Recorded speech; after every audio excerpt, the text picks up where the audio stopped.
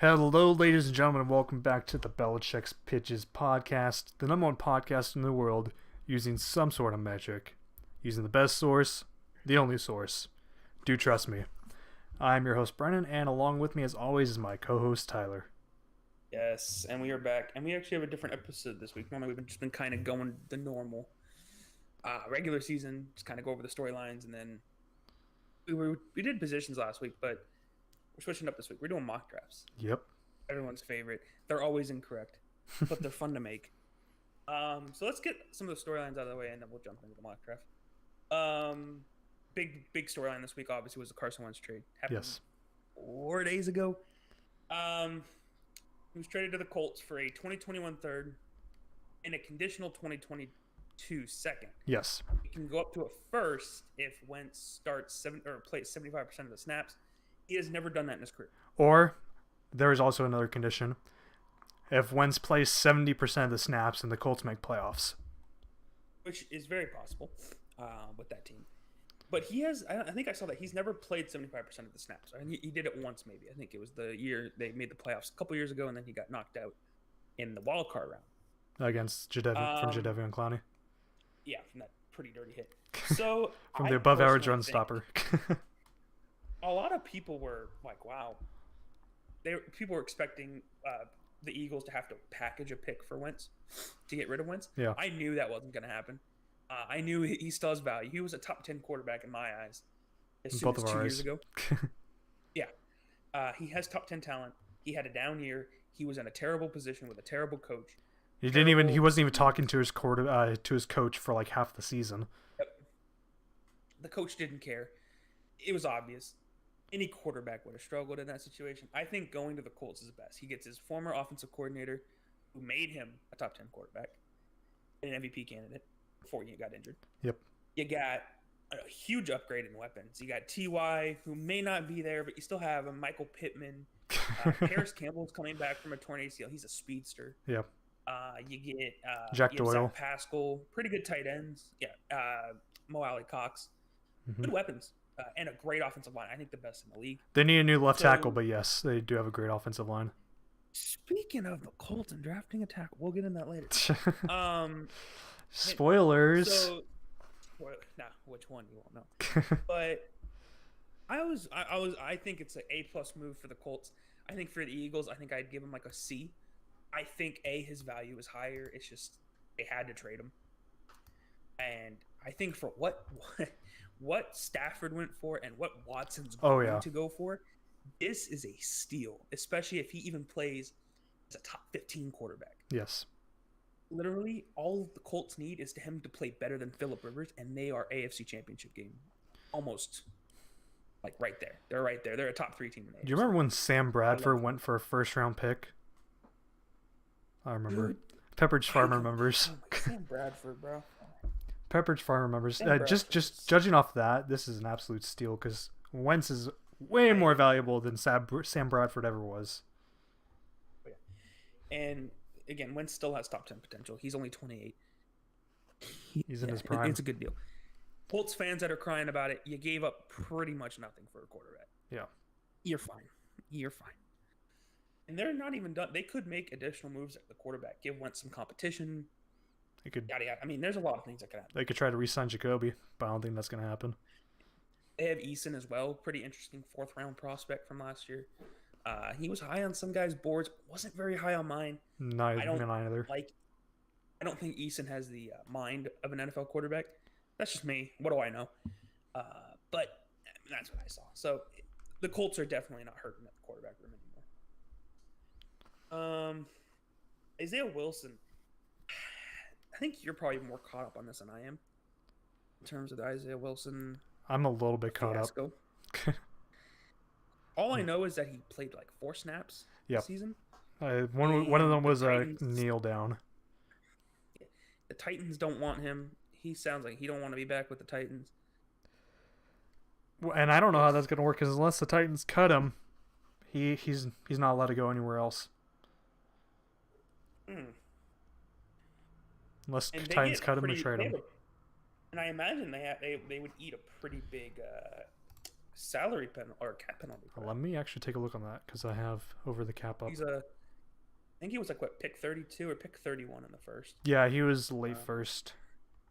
Yeah, so he would probably still be guaranteed at least 7-6 million, give or take.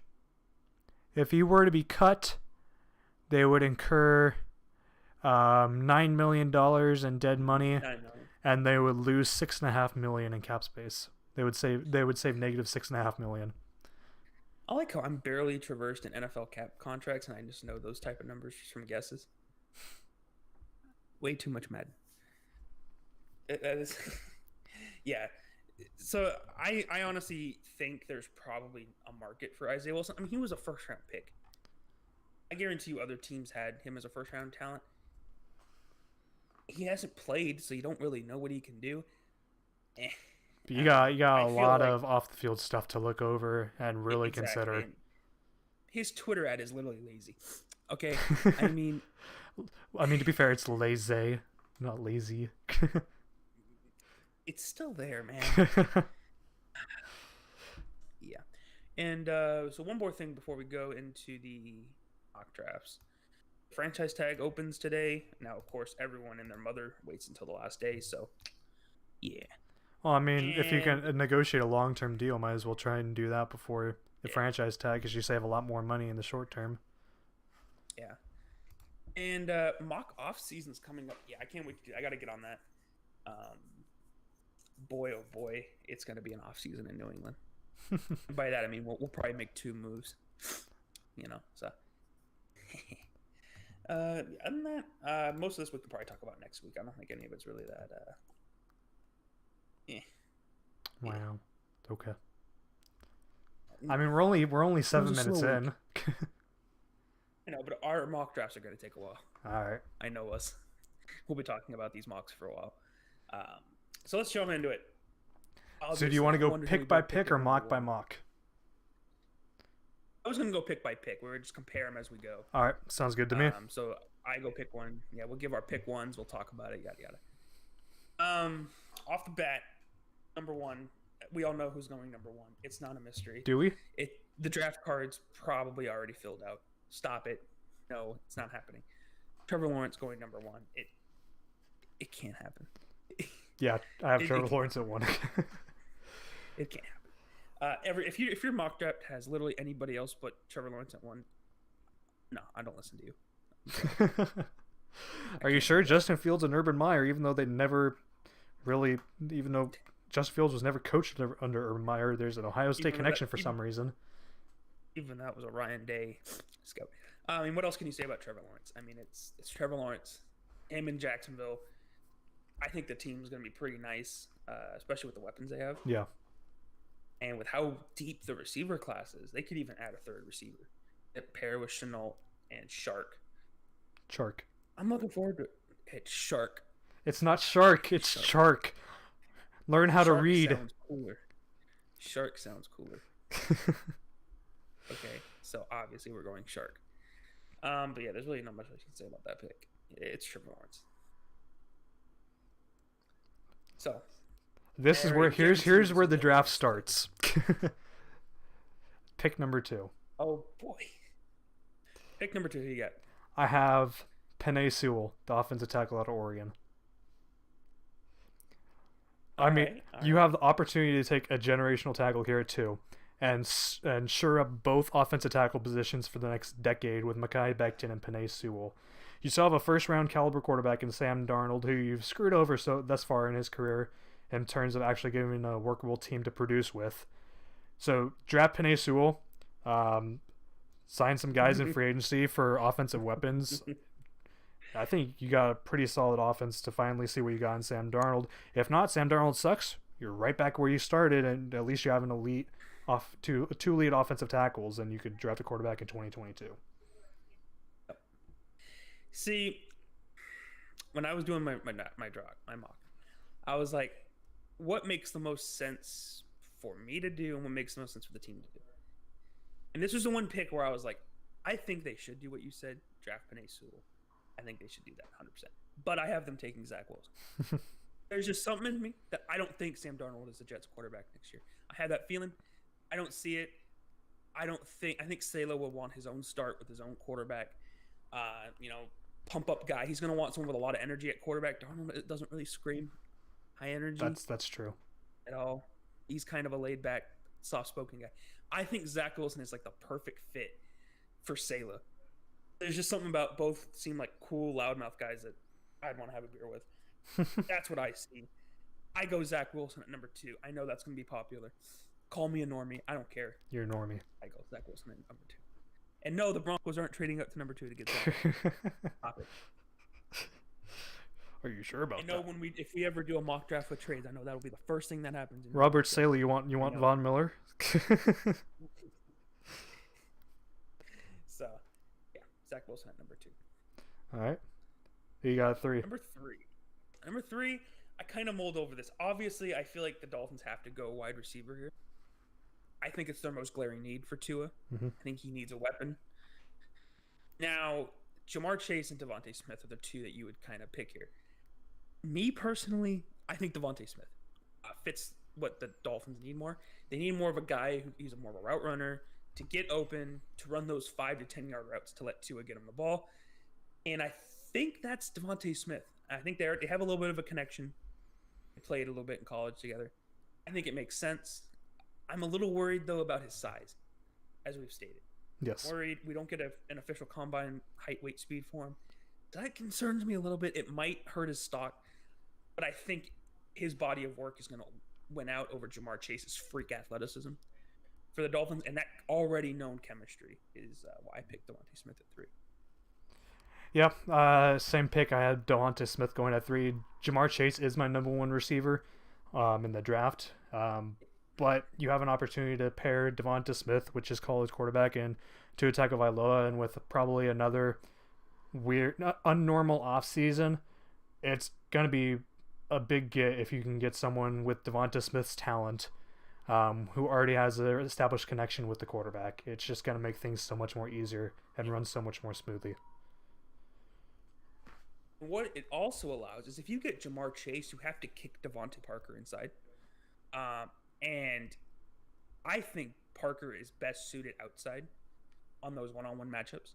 I think that's where he shines. And I think that's why they go Smith over Chase. The scheme fit, it just makes more sense. Yeah. Who you got at number 4?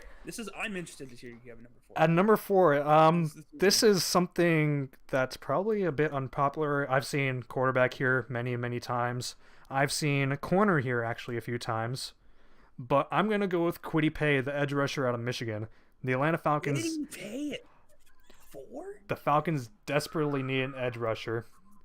Kwity Paye is the best edge rusher on the board. This would be a spot, if I'm the Falcons, I would trade down. But we're not doing trades in this draft, so I'm having them take Kwity Paye at 4. He's my number 1 edge. This is a deep edge class. Even though it's a deep edge class, I still really like Kwity Paye and the fit here in Atlanta. He can slide right into that 4-3 defense and start producing. Hopefully give him that edge they've been looking for a long time, because they desperately need to upgrade that defense, especially that pass rush. That's true. That's interesting. I was not expecting Kwity Paye. Wow. I like Kwity Paye, though. He is my favorite. One of my sneaky players. Hey, by the way, if y'all ever are bored and you need something, go look at Kwity Paye's 3-cone. There's a video of it online. Yeah. Just watch that. I could watch that on repeat 100 times. Beautiful stuff. That's not what I'm saying. First of all, that makes sense, but I just think for what Atlanta needs, pick 4 is too high for what they need and a little too low for the premier at what they want. I ended up going Justin Fields. I feel like that was kind of a lazy throw-in pick. I wasn't very happy about it. Justin Fields escaping Georgia to go to OSU and then have come all the way back to Georgia for his NFL career. I don't think this will happen. This is probably the pick in the first that I'm least confident about. I have more confidence in my pick 31 draft selection. Here's what I think: Atlanta's going to trade down. It makes the most sense. Get more capital. Get more, players that'll help you out sooner.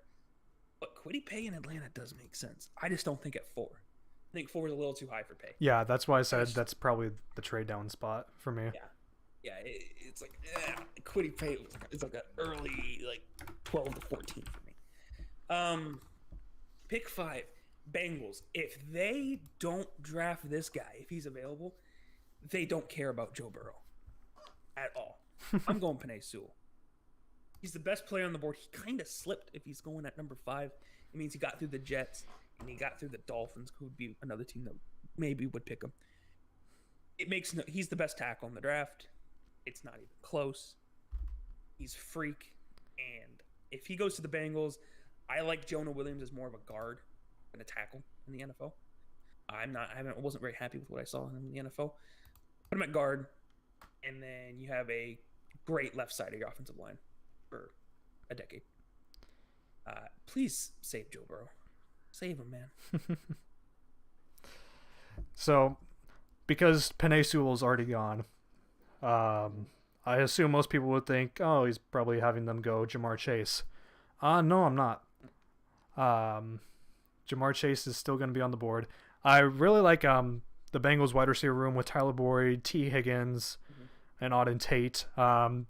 This is a deep wide receiver class that can easily get another wide receiver to compete with wide receiver 3 in the second round. So I'm going with the exact same reason. If they don't project Joe Burrow, then they're just doing themselves a disfavor, and especially Joe Burrow. I'm having them going with the second best offensive tackle in the class, Rashawn Slater from Northwestern. This guy is a big, powerful, and long boy.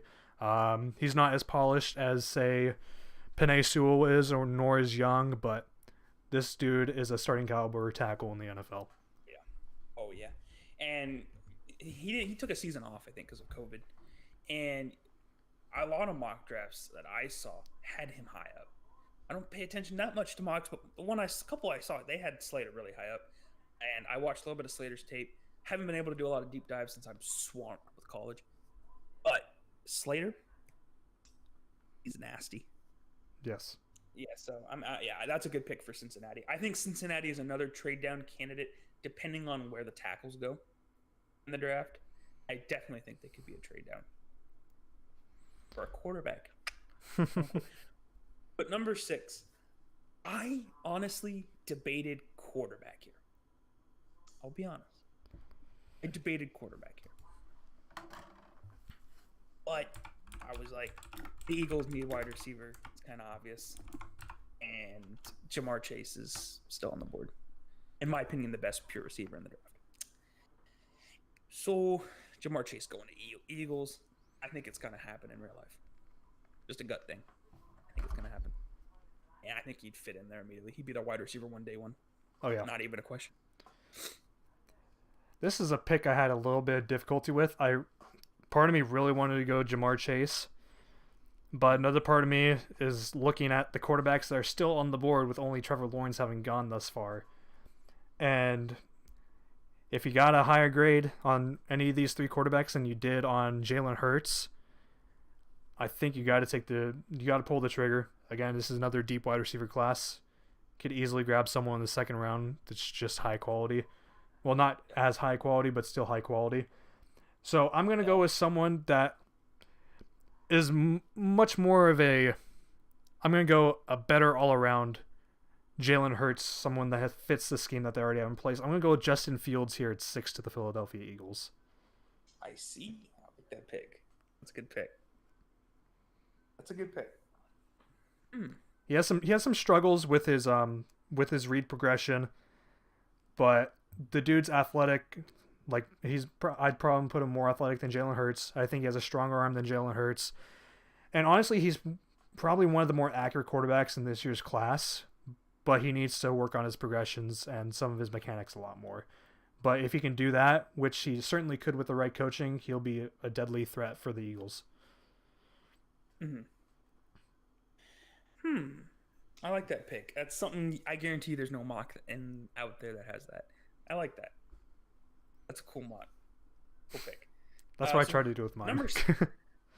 Honestly, this one this one's gonna test you because I know your mind, and I think I know what you're gonna do here at pick 7. So I'm gonna let you go first. All right, pick 7 for the Detroit Lions. Here is where I finally have Jamar Chase going. Okay. If they could re-sign Kenny Galladay and get Jamar Chase here at number 7, then they already have Kerryon Johnson and DeAndre Swift in the backfield along with T.J. Hawkinson. You're putting around a great offense for newly acquired quarterback Jared Goff to work with in his first year in Detroit. Um, Especially with some of those mid-round picks that you get from the Rams, you could easily turn those into offensive linemen. This draft is deep at tackle, and interior offensive line is a bit weak, but you could easily find the best of the class in the second round. Mm-hmm. Yeah, I only have one interior offensive lineman going in the first. As do I believe. Really? I guarantee you it's the same guy. Yeah. But, so, yeah, I agree. But, we got a new coach in Detroit. Crazy ass Dan Campbell. His introductory news conference is funny. I want that type of introductory news conference. That man is cracked. So, I'm looking at the guys available. You know, Trey Lance is available, Farley, the corners. But it makes sense for a culture change to have a quarterback. I think it makes sense. I think Trey Lance fits. He's a developmental piece. He's not going to start year one unless there's an injury or something like that. Or he just is way better than expected. I think he's a year guy. And I think in quarterback, you got to pick your quarterback when you can. I think Detroit picks quarterback here at 7, Trey Lance. Sit behind Goff. Poor Goff. Poor Goff. Poor Goff. I think Goff's going to kind of have to be a bridge here in Detroit. He's getting the Josh Rosen treatment. But I think Goff is definitely going to be a one-year prove-it type of guy. And especially with his contracts kind of. Trey Lance, quarterback, Detroit. Detroit is, I don't know. There's a lot of things you can mock. Detroit needs everything. Literally everything. But you need quarterback when you need quarterback. So Trey Lance at number 7. All right. Here, number 8. So we've only had 2 quarterbacks go thus far. Oh, yeah. Here's the third. Carolina Panthers select Zach Wilson, the quarterback from BYU. Wow. I was fully expecting you to go Trey Lance. Nope. I think he's a great fit for Joe Brady and Matt Rule in Carolina. Absolutely great fit. Hopefully they can re-sign Curtis Samuel maybe. I think he'd be a great fit in that offense. Again, they could use some more O-line help. This draft is pretty deep, that O-line. So you could easily pick some up in the mid-rounds. But just getting someone that can read a defense and go through his progressions quickly is going to be very useful and helpful to this Carolina Panthers offense. I think you're going to see Christian McCaffrey's value skyrocket if they get Zach Wilson. Just his ability, probably his connection he'd probably have with Christian McCaffrey. It's just a great fit all around, and for an extremely talented quarterback as Zach Wilson is. Yeah. I actually kind of felt bad for Carolina because I had all the quarterbacks go before pick 8, which I have a feeling is going to happen in real life with trades and all that. So I was kind of going back and forth, and I was looking at the roster, and one thing that noticed me is they have a great corner in Dante Jackson, but they don't have a great number 2 at corner. So I was looking at their needs, like you said, offensive line. I feel like they're going to be able to get in the mid rounds. Same thing if they might need a receiver depending if they let Curtis Samuel go. And I feel like it was a little tad too early for Kyle Pitts. So I kind of went with a weird pick. I went Caleb Farley, cornerback out of Virginia Tech. I haven't really watched many corners, so I don't really know much about him. I've scouted like the top 4. Farley, Horn, all of them.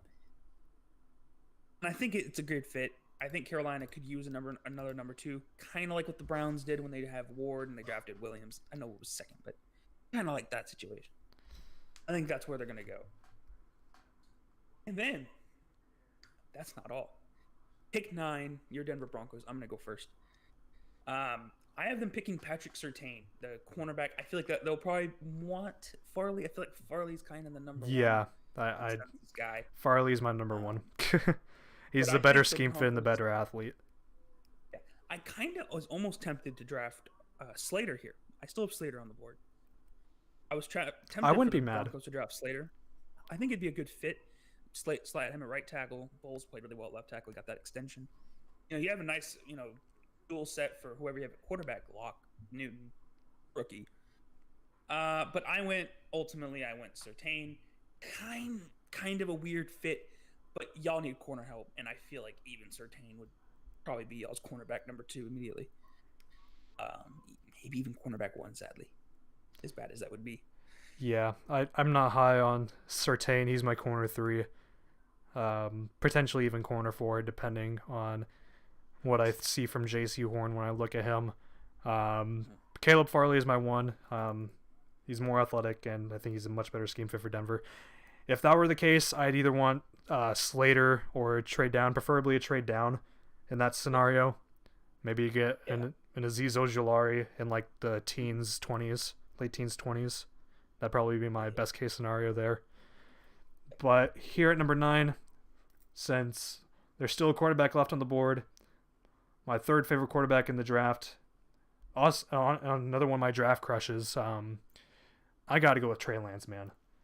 Yep. He'll be 20 by the time the draft comes around. He's extremely talented. He's an extremely toolsy quarterback. He can run. He has a monster arm. And the dude has great character and extremely high football IQ. This dude got robbed from the 2020 season. If he had actually got to play a whole season and have actual film out there, there's no doubt he would have been up there in the top 5 picks being talked about with Zach Wilson and Justin Fields as bona fide top 5 picks. Yeah, and I think the biggest knock you have against Lance is his accuracy. It's a bit of a concern. But my biggest concern is that year off of football. We haven't really seen something like that often. Just a guy where a quarterback has to take a year off. But, COVID and all that shit. So that's my only knock against him, not in the accuracy. But I think he makes sense for Denver, especially with that, how windy can get in fucking Denver. Yeah. You get windy up there. You want a strong arm. I still am a little worried about the Broncos. If they do draft Trey Lance, I don't want them to rush him.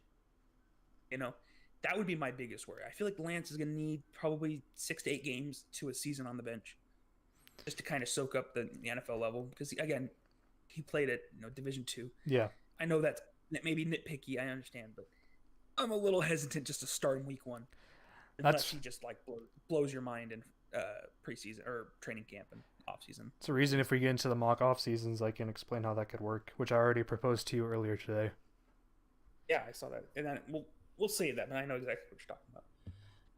But yeah, so I like that pick though for Denver if that does happen. But who do you have at number 10 for the Cowboys? This is where the draft, in my opinion, really starts.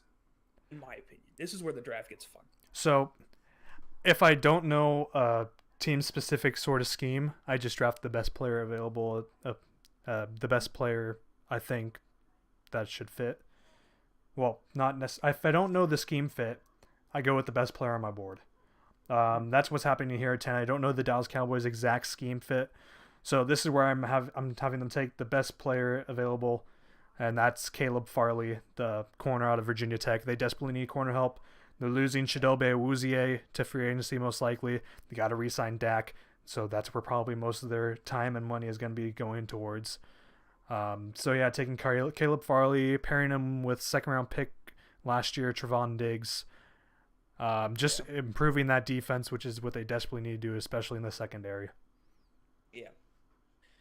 Yeah, I definitely see that.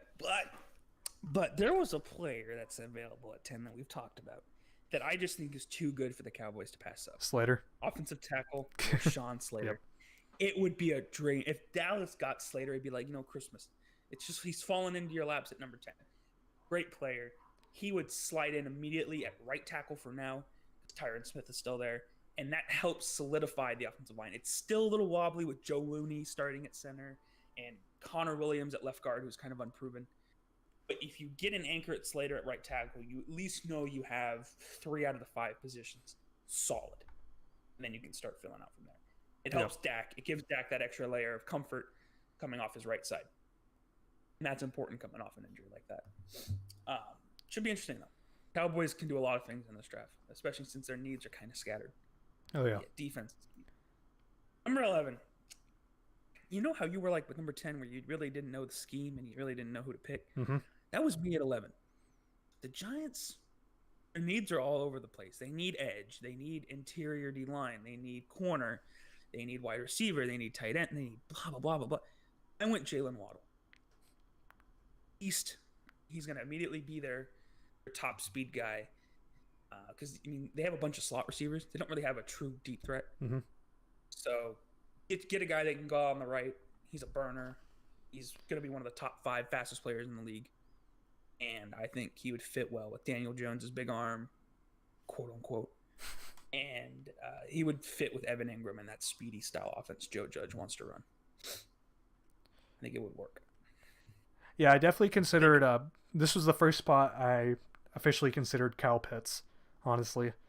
But yeah, I completely agree with you. I went with Jalen Waddle, the wide receiver out of Alabama. You have the top 3 wide receiver that would easily be wide receiver 1 and an average wide receiver class.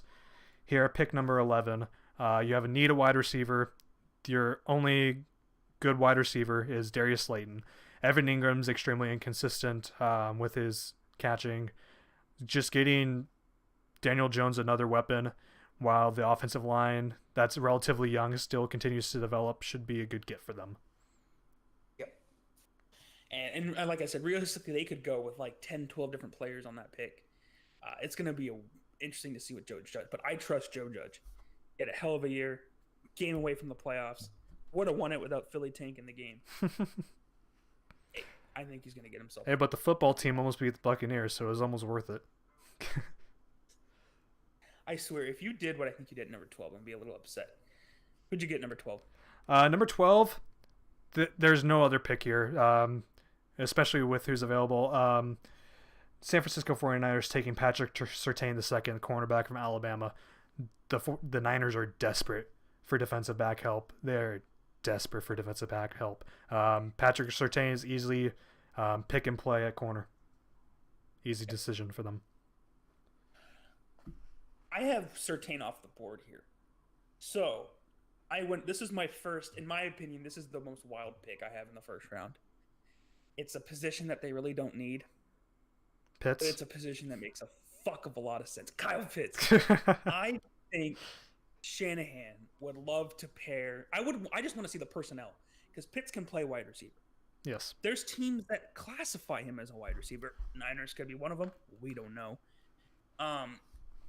I think the formations, B, the amount of plays it would unlock in the Niners scheme outweighs the fact that you can get a corner in free agency. I think you can get a corner later in the draft. You could even trade down for this pick, but I think Kyle Pitts, if he's available when the Niners pick, I almost feel like that's a done deal. I think the scheme it fits. Kittle, imagine putting both in the 2 tight end set. Kittle on the right, Pitts on the left. I don't care, and Debo out left. And Ayuk. What are you gonna do? What are you gonna do? How do you stop that? How? Especially if they just run slants. I don't care. Run slant boy. Here's me playing devil's advocate because you've done this to me many times when I mentioned Shanahan. Are we sure we're getting the Falcon Shanahan, which would be great with this, or the 49er Shanahan, which would be a run-heavy scheme? I don't think it matters. I think either. I mean, shit. I just think the fit works, and I think it'd be a fun thing. Let's go for it. All right. Number 13. Chargers. J.C. Horn. Oh. Okay. I have Horn going over Samuel. I was debating Samuel with this pick and Horn. I kind of looked up the scheme. I think Horn fits physically what the Chargers want out of a corner. And so I went J.C. Horn here. You could easily argue Samuel. You could argue a interior D lineman. I was thinking, Barrymore, Wilson, one of those guys. I think Horn makes the most sense here. So I went J.C. Horn. It was a huge need, and I think he's a day 1 starter for the Chargers. Interesting. I didn't even consider corner at this pick, honestly. Corner is another one of those positions that's deep. Well, not deep as into like the later rounds, but it's deep in the early rounds. Until like about the 3rd round, you could get a pretty decent corner, in my opinion. Man, just looking at the Chargers depth chart, there's one name that sticks out to me that you desperately need to replace, and that's Sam Tevi. You got a great offensive lineman here in Christian Darrisaw out of Virginia Tech. I think it's a perfect plug-and-play for the Chargers. I don't know exactly what their scheme is for the offensive line. I don't know if they're a gap or power or zone. But this Their players aren't good enough to have a scheme. It's one of those. this is a very athletic and long tackle. He should slide in day one at left tackle and start for them easily. That's a good pick. I like that. Yeah, when I went corner mainly because I feel like the Chargers they have a history of just drafting the more skill position over interior offensive line. It's what they've always done. It's weird. Chargers aren't the best run organization out there. So Shocker. yeah, that is definitely a good pick. Spoiler alert. Now pick 14. This is a little controversial. I don't. He has a lot of off-field things to answer for. I guarantee you in the interviews he's answering those. But at number pick 14, I went Micah Parsons to the Minnesota Vikings.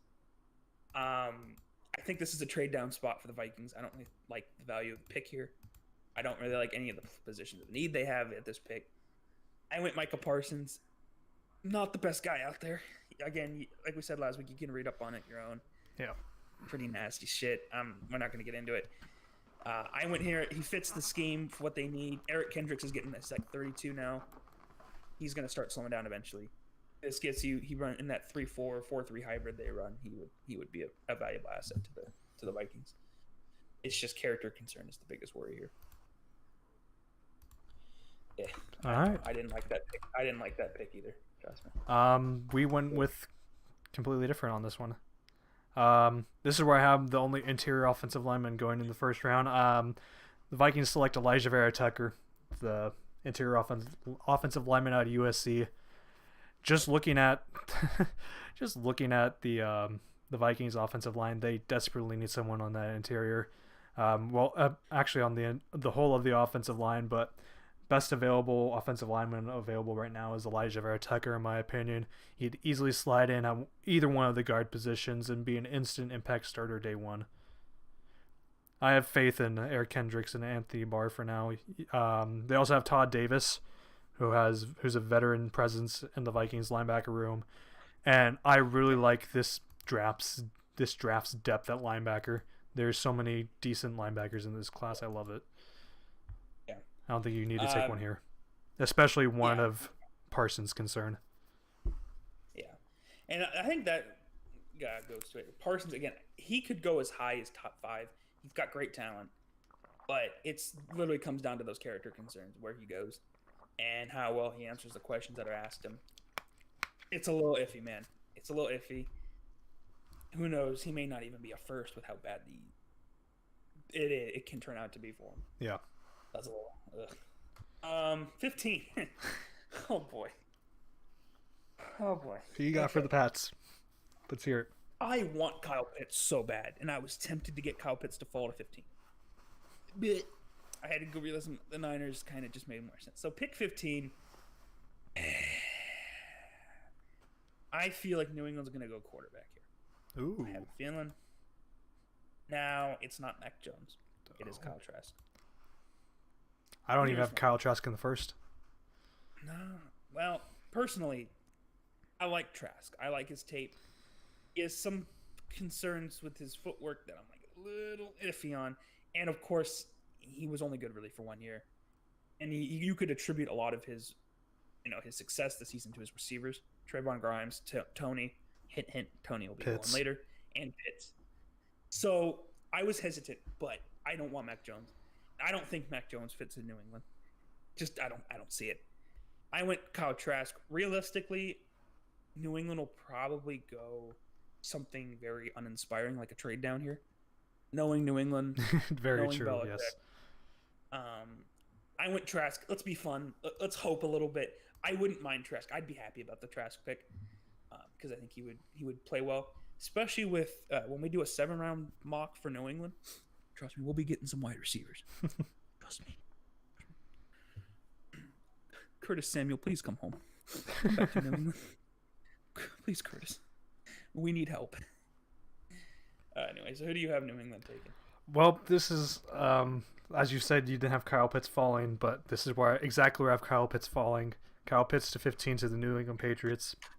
Best player available, and at a huge position of need. Patriots desperately need a pass catcher. This dude is the definition of an offensive weapon. Probably the best tight end I've seen since I've started scouting. Um, there's nothing Kyle Pitts really can't do if you ask of him on offense as a receiver. Side, yeah. Again, run blocking is an issue, but Kyle Pitts can play again slot receiver, outside receiver, tight end. He's just a matchup machine. Him and Josh McDaniels do seem like a very good duo, and I would love to see that. I would be thrilled with a Kyle Pitts pick. I would be over the moon. Trust me. I'll even take Cam Newton back for another year if it means we have Kyle Pitts at tight end. Get it done, Wayne. We should probably speed up. We're at 40 minutes, by the way. Okay, let's do that. Pick 16. Cardinals, pretty unspectacular pick here, but I am going Christian Barmore. No D-tackle out of Alabama. I like Barmore. I've seen a little bit of his film. Again, I haven't really been filming, but I've seen a little bit of his film. I like Barmore. Arizona needs a lot of defensive line help. I think it makes sense, and I think the scheme fits perfect. So I think Barmore to the Cardinals makes a lot of sense. Interesting. I went with the defensive player as well, but not Barmore. I went with my third edge rusher on my top 10, just because I think he's a better fit for the Cardinals than Azeez Ojulari, and that is Gregory Rousseau out of Miami. I agree. We'll get into my edge rushers. I haven't picked an edge rusher in my draft. I just realized that. Oof. I've had two. This is my second one. Gregory Rousseau, he's an athletic freak. You can move him all sorts around on your defense. Pairing him with Chandler Jones, you'll probably let Hassan Reddick walk, which I think is probably the best move.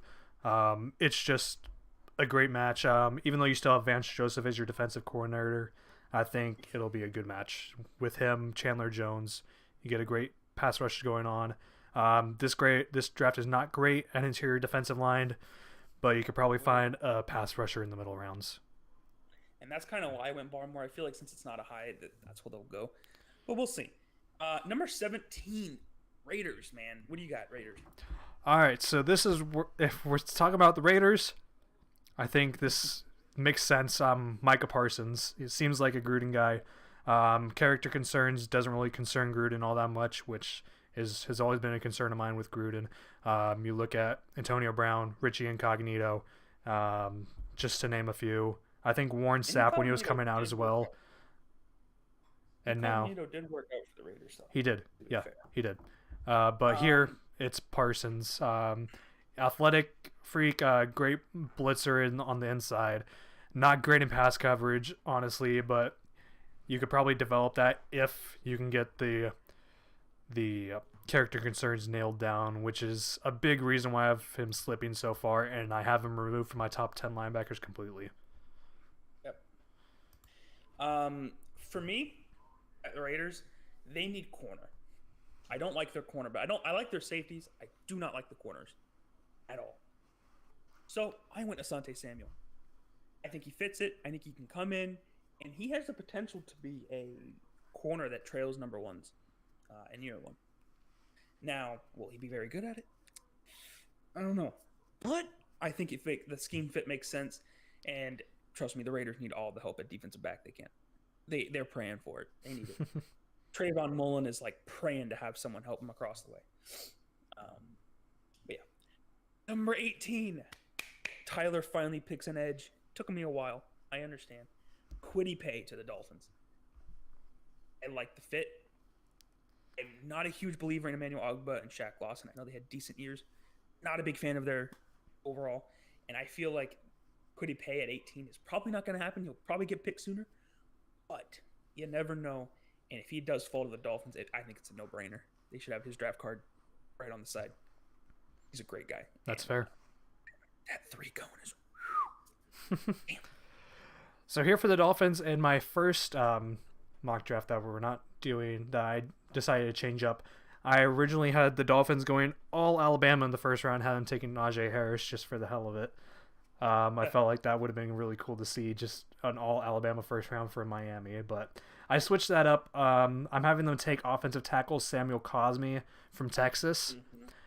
I feel like this might be a curious pick to some people. It's like, oh, they drafted 2 offensive tackles last year in Austin Jackson, Robert Hunt. I have Robert Hunt more as a guard. I thought that's what he was better at coming out. With this, you can easily shore up the offensive line, move Robert Hunt into right guard, and have Samuel Cosmi slide over right tackle. and you have a pretty solid starting offensive line right there for Tua Tagovailoa, and you already got Devonta Smith. You got Williams and Devontae Parker in the receiving core, and an underrated tight end, Mike Gesicki. I think you have a pretty good offense to work with right there. You could always find running back in later rounds. Yeah, that's what I'm saying. Pick 19, Washington football team. Now, for me personally, Washington has a lot of needs, but they don't really have a need that's like glaring. They don't have we need X. They're a pretty well-rounded team, but in my opinion, they lost Thomas Davis. They're gonna need a linebacker replacement. Jeremiah Owusu Koromoa. I probably messed that up. No, you're pretty close. Jeremiah Owusu Koromoa. Yeah. Koromoa. Okay, I was close. Notre Dame, freaking athletic freak, man. From the few things I've watched, man, I haven't watched his tape fully, but I watched a few, highlight clips here and there. He is freaky. Knows how to wrap up really well. He's a little undersized for some people, give or take. But him and that defense with Cameron Curl, Troy Apke, and you got some really nice corners in Ronald Darby, Kendall Fuller. Gross team that's really going to be underrated, and that defense is going to take even more of a step forward, especially with that nasty front seven. Yeah, I really like Joke, or Jock as some people might call him as an abbreviation. My concern is that I don't think he's a true linebacker. Obviously, the weight is a bit concerning at only 216 pounds. I want to see my starting linebacker maybe around 240, 230. He'd be a great nickel box safety, just a guy that you could use everywhere, especially as a blitzer. Third down, box safety, nickel defender, sometimes guarding tight ends. I think he'd be great in that sort of scheme. As a true linebacker, I'd probably hesitate to pick Joke or Jock, or however you want to say it. I see. But who do you got in 19?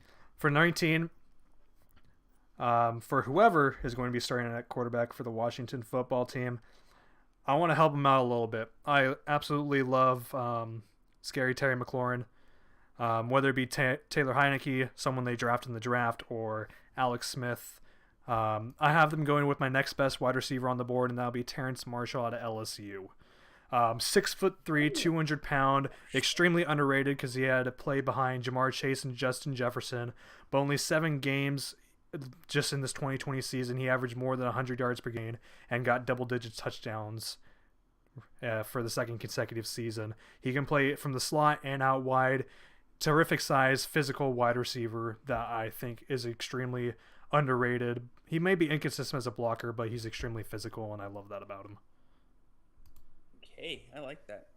That's cool. Pick 20, Chicago Bears.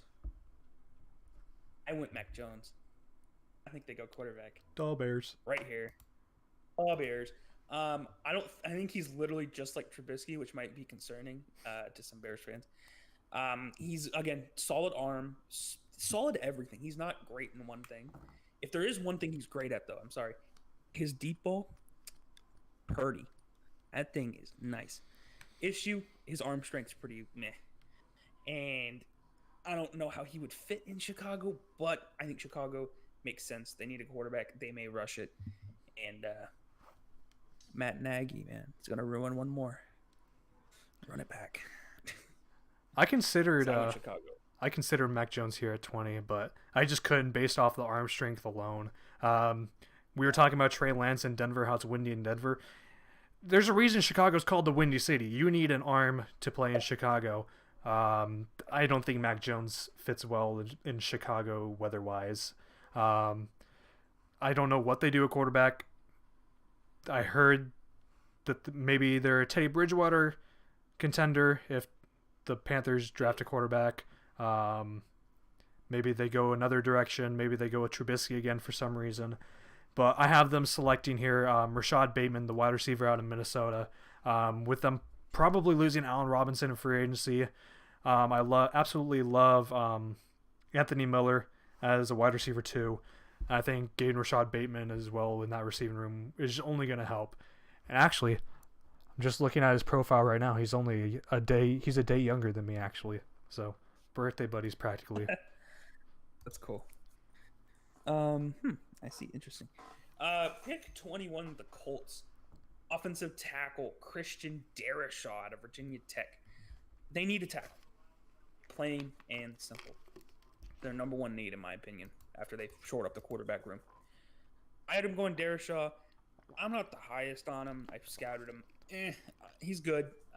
Kind of has some worries, but overall, the Colts, I think they know how to make offensive linemen work. And if Darashaw goes to the Colts, he'll be just fine. Yeah. I already have Christian Darrisaw gone, so I'm going to go with a guy that, honestly, I think he's extremely underrated. I'm going to go with Jalen Mayfield, the offensive tackle out of Michigan. The dude has a huge jump from year 1 to year 2, and he's tested strong. He's got great athleticism and strength, great footwork and pass protection, and he's had to block a lot of decent pass rushers in college football. He's some of the names, including Yetur Gross-Matos, Chase Young, Anthony Jennings, Jason Owe, Shaka Tooney, Terrell Lewis, Khalid Kareem, Julian Nakwara, and some others. I think that this would be a great gift for the Colts in this spot. He's a mauler. Yep. And he's scheme transcendent too, so that's a really good pick for them. I like that pick. Okay, pick 22. Who do you got with the Titans? So their last Georgia player didn't work out too well, but I'm having them take my second best edge rusher, in my opinion, in the class, and that would be Azeez Ojulari, the edge rusher from Georgia. He's a little bit undersized. He looks a bit skinny, but he's still 6'3", 240. There are questions about him in run defense, honestly. Yes, he's a bit inconsistent in run defense, but you see him hold up his own against... If you watch the film against Alabama, he was holding up his own in pull plays against guys like Deontay Brown, and that dude is absolutely massive. He's great athleticism. He's quick. He's got great bend. He's my number 2 pass rusher for a reason. This draft is great with edge rushers, and having him at number 2, he could honestly be number 1. Honestly, depending on who you like better. And he's still young. He was only a redshirt sophomore. Azeez Ojulari. Let's see what you can do in Tennessee. I have an edge here too, but it's not Azeez Ojulari. Gregory Rousseau. Kind of a slip. From what I've heard, teams really love his potential. He kind of took a year off. Kind of noticing a trend with that in my mock draft. But I really am high on Rousseau. He's a freak. He was the number 1 edge before the season. I still think he has that top 10 ability. The only worry for me really is, can he be the number 1 edge? In Tennessee, he may not have to. He has Harold Landry on the other side. Got some nice guys up the middle into Quan Jones. But Gregory Rousseau to Titans makes a lot of sense to me anyway. And pick 23, right after. I'm not done. Azeez Ojulari. Like you said, I'm high on Azeez Ojulari. He fits in New York, I think, a lot better than Rousseau. And that was kind of my reasoning for having them go back-to-back like that. I like Ojulari in New York. I really do. And the only issue, again, like I have with Ojulari, is his run-stopping ability. Because, in the NFL, you can't just be a pass rusher anymore. You can't just be a run stopper anymore. You need to be able to do everything. But I think Ojulari has that potential to be a true number 1 edge for the Jets. And I really don't like the fact that he's going to the AFC East in this mock. I don't like that. Yeah, I don't like that at all, man. I like that fit as well. I just think that it couldn't be passed up on for Tennessee since Rousseau was already off the board for me. For the Jets, for me, I'm having them continuing to build up their core. We had them taking Penei Sewell, which means they're sticking with Sam Darnold for the last year of his rookie contract. So let's get him a weapon. Kadarius Toney, the wide receiver from Florida. This dude, you can play him all over the field. You can have him at wide receiver 1. He can have him excel in the slot. He is a speed demon, and he actually has very underrated route running, in my opinion, as well. Oh, his route running is insane. Yeah. Oh my god. That route. Oh my god. Yeah, it was against Georgia.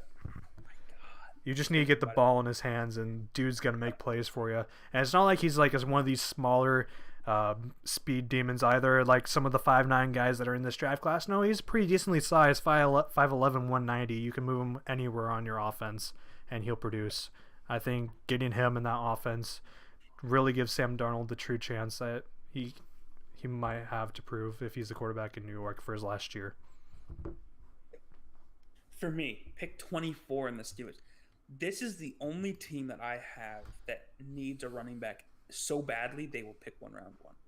And the only running back that I accept as running back one is Najee. I don't care about Etienne being a decent pass catcher. I don't care. Stop it. Etienne's not running back one. Stop it. Stop. No. Bad. Najee, pick 24. It's a little high for a running back, even for me. I'm a little iffy on it. But I think the fit, Pittsburgh wants to be an aggressive team. They may have Ben Roethlisberger back next year. And if you have Big Ben next, you need a good running I'm back. almost certain they have Big Ben next season. Ugh. See, yeah, you need a good run game, especially with that $40 million cap hit. You get 5 years of Najee, guaranteed. I think it's a no-brainer. I did not have a single running back go in the first round. As much as I wanted to have Najee go here or one other spot, I did not make the pick. Here, I'm having them go with J.C. Horn, shore up that defense even more. Get a number one corner here, and it's Pittsburgh. He kind of fits that nasty Pittsburgh mentality. He's a press man corner. He's a bit grabby, which I think is part of the nasty mentality of the Steelers. You ain't cheating if you ain't trying if you ain't cheating. I think he's a great fit here in Pittsburgh. Oh yeah. Pick 25. Jacksonville gets second selection. Who do you think they go? This is where I have my number 2 corner going. This is where I have Asante Samuel going to the Jacksonville Jaguars. I really like the fit here, and I think he's can step right in and try and fill that role that why am I blanking on his name? Ramsey, thank you. Jalen Ramsey left. They're great on offense. They desperately need some corners, and I think Asante Samuel was a great get here at 25. Oh yeah. For me, and this is just me, I had most corners taken at this point. I had all the top 4 gone. I went with an offensive guard, Wyatt Davis. Oh. I like Wyatt Davis a lot. Love his tape. One of the few offensive linemen I've actually got to scout in depth. Huge on him. Little bit of a concern with his height and weight. I don't really see that. I think he's going to step in and I think give Trevor Lawrence a little bit more protection. Again, it's all about protecting your franchise quarterback, and that's why I think they go Wyatt Davis. That's definitely understandable. 26, Cleveland. A lot of needs. A lot of small needs. But there's one huge need, and that's linebacker. Their linebackers were poo-poo last season. Not very good. They're all young, but they weren't really producing you weren't seeing much potential out of them. This is one of the guys I don't see talked about enough. I scouted him. I enjoy his tape. Nick Bolton. I love Nick Bolton. Not at the draft crush stage yet, but you know that step under the draft crush stage? Right there. He's kind of just there. I love Bolton. I think he'd fit perfectly in Cleveland's defense. I don't know if he's a 3-down linebacker yet. He may need to develop a little bit of that. But easily would be their number 1 linebacker day 1.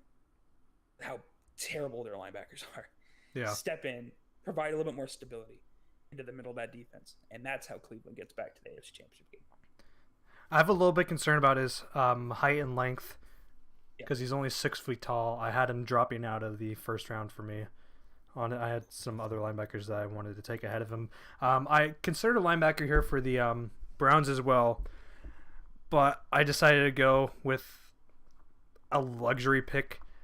This would be absolutely amazing for the Browns, especially if they don't end up getting J.J. Watt, and J.J. Watt goes to the Steelers like some reports say that he might, unless the team's... Yep. So, to join his other 2 brothers, it makes sense. So, I'm going to have the Browns go with Jalen Phillips, the edge rusher from Miami. This dude is a freak edge rusher. He can play in 3-4 or 4-3. Him and Myles Garrett, opposing quarterbacks. It's just a great get, especially in a stacked AFC North. It's desperately needed. Yep. I like that pick. Pick 27, the Ravens. Personally, this is my draft crush. Kadarius Toney. You've talked about him earlier. Mm-hmm. I had him slide a little bit, but Kadarius Toney at 27. Baltimore still needs that amazing receiver. They have Hollywood Brown. They have Miles Boykin, but none of them are really have that it factor. None of them really have that route running. They need a route runner. I think Kadarius Toney fits that to a T. He's going to get in there. He's going to take a lot of attention away from the defense, and that hopefully can free up Marquise Brown and Miles Boykin. The more attention you get away from those two guys, the more they're going to flourish. Yeah. And that's the key to Baltimore passing attack. They don't have someone to take attention away. And you kind of saw that with Dez. When all the attention was on those two, Dez made a good amount of catches in the limited playing time he had. So I think it's going to be that same kind of role, except reverse. I desperately considered a wide receiver here for the Ravens as well.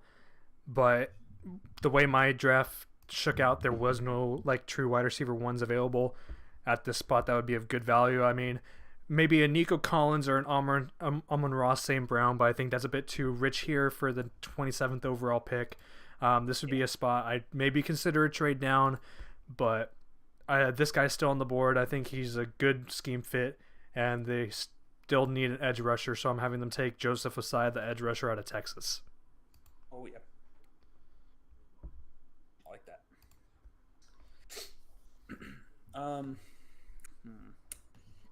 28 Saints. Yep. I think they need an edge rusher. Pretty bad. I like Hendrickson, but he's more of an interior pass rusher. I'm not a huge fan of Davenport. I think he's been a bust. I don't like Davenport's game. I think they need a true edge rusher. I went Joseph Ossai here. How do you do? I was going to go Jalen Phillips, but I feel like Phillips might be a little too small for the Saints. So I ended up going Ossai. Bada bing, bada boom. You do know that Phillips is heavier than Ossai, right? Shut up. Phillips is 6'5", 260. Ossai is 6'3", 245. Yes. He's 260? Yeah, and Ossai is 6'3", 6'3", 245. Okay, forgive me. I haven't scouted that far. Give me a break. Jesus. I did not know that. I feel stupid now. Okay. That's why I said he could play a 4-3 or 3-4 for Phillips. Oh, I feel stupid now. Listen, I've been swamped with work. Give me yes, you have. I just thought that was funny. I hadn't mentioned that. Fucking dumb that. God damn it. Who do you have going with the New Orleans? This pick is not going to be popular for Slant Boy, but he's a great scheme fit. Mac Jones to the New Orleans Saints. Again, Slant Boy ain't going to like it because he was frustrated about Drew Brees not throwing the ball deep a lot. But Mac Jones still has a pretty deep ball. His arm isn't that great, but I think he's a great fit here in New Orleans. He gets to play in a dome. He gets Alvin Kamara. He gets Slant Boy. And you just get a really solid offensive line. Probably a few more wide receivers you could probably add to that list here in the draft and maybe off-season as well. Okay. Although they are in cap hell, so probably you won't see much in free agency from the Saints. Probably not. Then again, cap doesn't really exist, so. This is very true. My mock draft thing, I accidentally refreshed it. So I'm going to go with my last few picks off memory. I kind of remember them. Pick 29. I took pictures. Oof. I didn't do that. Pick 29, I had the Packers. They need a wide receiver. Really bad. It's not even it's sad. I had him going Rashad Bateman. I think he fits Devontae Adams as an opposite to Devontae Adams. Any receiver they get, any receiver that's like top 12 in this class would be their wide receiver too, over Scantling. It's not even close. So I went with Rashad Bateman here at 29. That's fair. I already had my first round caliber receivers gone. This would be a great spot to trade down into like the early second round pick for someone that's like trying to jump up, maybe for like a Kyle Trask, just gets that 5th-year option on the table, or maybe trade up for someone that I still have on the board. But I can't have him taking. I don't want him taking a second round receiver here. Otherwise, I would go Nico Collins perhaps. But they desperately do need an offensive tackle, especially at right tackle. So I have them going with Alex Leatherwood, the tackle from Alabama here. Ooh. Interesting. I like that. Yeah, I'm kind of rushing because I know we're probably almost an hour in. Let me double check. Yeah, we are over an hour 5 minutes. Okay. Pick 30, Bills, Jalen Phillips. I think they need another edge piece. And even though he's smaller than Osai, dumbass, I had him going He's to bigger Buffalo. than Osai. Yeah, I was tempted to go tackle because there's Cosme, there's Tucker and Radunz in mine anyway, and Leatherwood. Mm-hmm. But I feel like again, with how deep the offensive line is, you can get a second round guy that's still almost first round talent. Yeah. I think Jalen Phillips, the upside is there, and pair him with Ed Oliver, you're living good. This was the only other place I considered Najee Harris as a potential first-round pick. I did not pull the trigger as much as I wanted to see Najee Harris in Buffalo with Josh Allen and have them really get a great run game. I also considered Tevin Jenkins, the tackle out of Oklahoma State. I didn't pull the trigger on that either. I decided to pull the trigger on linebacker Jeremiah Owusu-Koramoah here. He's been sliding in a lot, but I think Buffalo would be a great fit here. Him and Sean McDermott just adding another piece of that defense to really start trying to contend with the Chiefs in the AFC, really trying to slow them down on defense. I think this would be a great get, especially for someone who can cover box safety in the nickel, put him man-on-man against Travis Kelce potentially one day. And that would also let Tremaine Edmonds come off the field in third down. Yes. Because Edmonds is, as good as Edmonds is, he's not really a cover back as much as he could be. Pick 31. Chiefs. The Super Bowl was a wake-up call, I feel like, for the Chiefs. They really need offensive tackle. And I feel like Fisher, he may be on his way out. Schwartz will be back. I'm going pick 31, Samuel Cosme out of Texas. All the reasons you said earlier. I like his talent, and I feel like him on the Chiefs, I feel like that's a little unfair because I don't want to see the Chiefs get better. But Chiefs you and me both. Get Cosme, and yeah, poor AFC South or AFC West. I'm all over the place. Move on. Pick 31. Who do you have the Chiefs picking? So, like you, I said that this was exposed in the Super Bowl, but I'm not going offensive line because Eric Fisher, Mitchell Schwartz, and Laurent Duvernay-Tardif were all out, so they only had two of their actual starters, offensive linemen, in that Super Bowl. And they also had Mike Remmers playing, which isn't a good move, especially if you saw Super Bowl 50. But I do not have them going offensive tackle because they will get Fisher, Laurent Duvernay-Tardif, and Mitchell Schwartz back. You can easily get a developmental tackle in like third, fourth round. Their linebackers got exposed big time by the Buccaneers. Yeah. This is where I have them going. Zaven Collins, the linebacker out of Tulsa, great cover backer, extremely athletic. I have him going here to the Chiefs. I thought about Nick Bolton staying home here in Missouri, but I think Zaven Collins is a much better pick, especially in terms of a cover backer. And that's where I have Zaven Collins going. Pick 32, the Super Bowl champions, Tampa Bay. I had a hard time with this pick. Might be the most hard trouble I had to pick. Their needs aren't very plentiful. I mean, they don't really have a lot of needs. Yeah. I was tempted to go Trevor Mooring, safety out of TCU. That was a tempting one. I was also tempted to maybe add another linebacker like Zaven Collins because you don't know what's going to happen with Levante David. Yeah. But I ended up going Dylan Dunes. Is that how you say his name? I think that's how you say his name. Dylan Radunz? Yeah, it's Radunz. Tackle. Listen, I know Wirfs played a hell of a right tackle this season. I don't know if they should experiment. Maybe try him at left. He was so good at right. Who knows? It might work at left. It worked with Orlando Brown. Orlando Brown's now going to be a trade piece for the Ravens. On to be moved at left tackle. I think it could work, and I think it's worth trying. You need to protect Brady as long as you can. The old man's going to be 60 years old.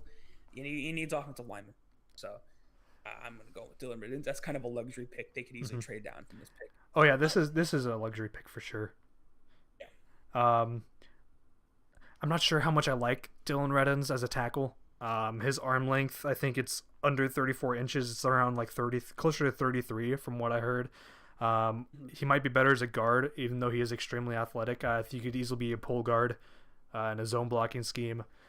I don't like him as a tackle, honestly. I thought about Nick Bolton here. I thought about like Najee Harris or Travis Etienne. I thought about Trevor Mooring as well. But this guy's still on the board. Christian Barmore and Vita Vea on the interior with Shaq Barrett and JPP Ooh. still on the edge of Tampa Bay's defense, that's scary. And that's where I went here. Christian Barmore to the Buccaneers. I like that pick. I like Barmore so much I picked him like 16 picks earlier. That is a good pick. I do enjoy it. Oh, pretty nice, interesting first mock. Obviously, these will be a little bit better as we get more pro day information and more leaks come out about teams' draft boards and stuff. Yeah. But for now, I'm pretty happy with. We were very different. Yes. On this, and trust me, I really try to make mine different. Trust me, I'll be more accurate next time on my scouting. College is lighting up in 2 weeks, so it's always nice. Oh man, in a couple weeks, man, I'll tell you that. So thank you guys for tuning in. That was a long episode, longest we've had, I think, since probably the playoffs started. Oh yeah. With offseason, the episodes are going to get longer because it's just I just love the offseason stuff so much more. Like you could tell at the start of the podcast I was all really into it, and then during the radio show it's like, yeah, whatever, I'm just going along with the flow. And now we're back into offseason. I'm like, yes, offseason, let's do this. Nah, it should be fun, man. And we'll be back next week on the Belichick's Bitches podcast.